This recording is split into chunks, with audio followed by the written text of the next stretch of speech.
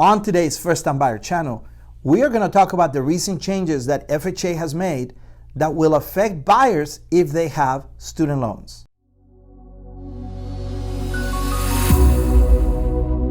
Hey, welcome back. Enrique here with First West Financial. I'm a mortgage broker here in beautiful Southern California. I'm actually located in the Coachella Valley, and we have this corner of the internet. We call it the First Time Buyer channel, where we cover every imaginable topic that you can think of that relates to buyers. So if you are a buyer or someone in your family is thinking about buying a home, maybe you are planning on buying a home soon, this is the perfect place for you to get educated. So hit subscribe and then go check out some of our other videos, and we cover so many topics that we pretty much have every angle covered. Today we're going to talk about something brand new, something that just happened, something that is current, and it has to do with the way FHA is considering student loans. So why is this important? Well, let's talk about it. Let's say that you are thinking about purchasing a home. You're thinking about buying a home. Maybe someone in your family, maybe one of your kids is thinking about buying a home, but they happen to have student loans. Maybe they have a lot of student loans. Maybe they have a lot of balance on the student loans. But they're thinking, it doesn't matter. That's not going to affect me because my payments are in forbearance. Or maybe I am on delay financing. Maybe I am on a plan where I repay less. Well, until now, that was a big problem because we were required to use 1% of the balance.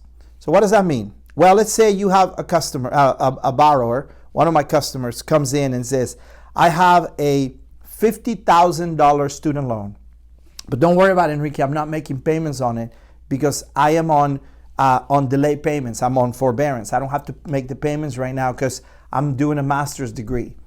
Well, bad news is I have to use 1% of the $50,000. So that's $500 that I have to hit him on the payment. It's almost like having a second car or a car payment. So until now, that has been the issue. So this actually prevents a lot of people from buying a house. Let's say you have someone who went to school for some type of a career like in the medical field or maybe engineering. Maybe they even went and got a master's. Maybe they're educators, they're teachers. Some of these people have $100,000, $120,000 worth of student loans. I've seen as much as $250,000. Well, that means that person is going to get hit with a $2,500 payment, even if they're not making the payment, even if they're on forbearance or not making those payments.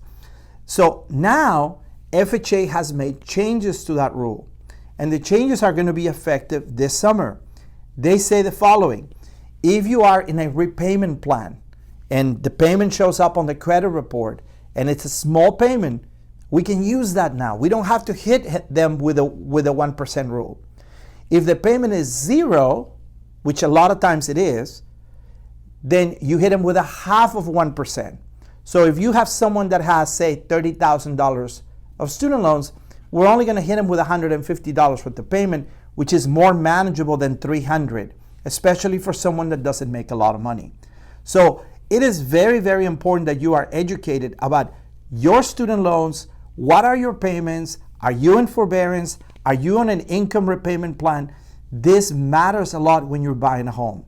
In fact, one of the biggest reasons we turn people down in mortgages is because of student loans.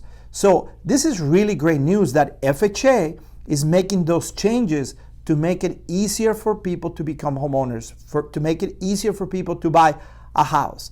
Student loans can be very, very difficult to maneuver. So it's important that you educate yourself. When you are young and you're going through school, you're borrowing money, and then you decide, I'm not going to make those payments, or I'm disappointed that maybe the payments are too high. That delinquent debt, if those loans go into collection, I'm here to tell you, you're going to close the door to your ability of becoming a homeowner. This is not like a credit card or a vehicle that they can come and repossess.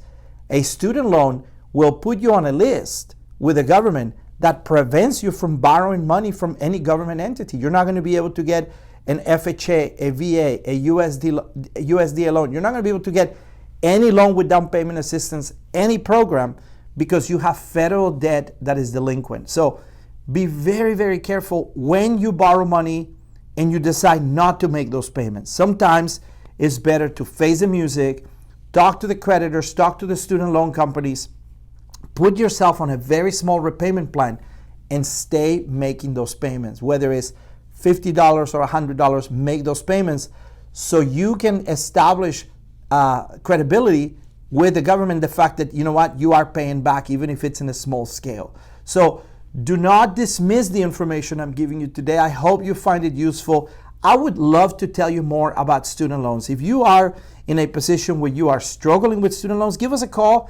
My information is right here on this channel. We would love to chat with you, give you some guidance, or talk to someone that you know has experience, a mortgage broker, someone, a credit company that can give you information on how your student loans can actually help you or hurt you depending on the circumstances. Right now, the news from FHA are actually pretty good.